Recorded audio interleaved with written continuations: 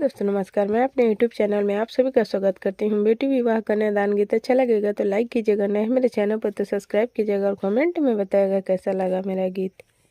Cilia बिगल Banaras हो पापा, लोड़ावा बिगेल कुर खेत, लोड़ावा बिगेल कुर खेत।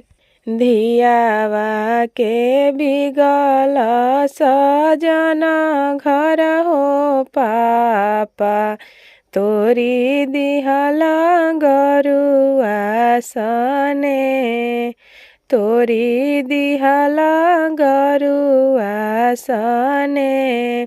सिलिया बिगनी बनारस हो बेटी, लोरावा बिगेनी खुड़ खेत, लोरावा बिगेनी कुर खेत।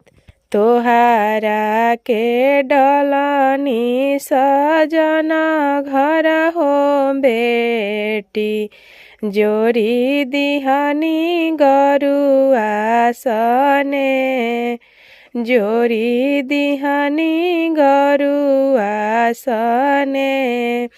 काई उन कर खैल पापा, काई उन कर छितरवल, के कारा पर दिहल जबान, के कारा पर दिहल जबान।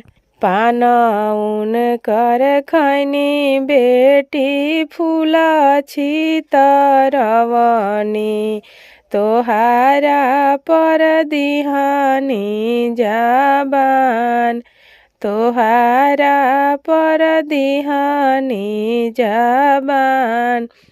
पान उन कर फेर पापा, फूलावा बटोर, हमारा पर फेरी द जबान, हमारा पर फेरी द जबान।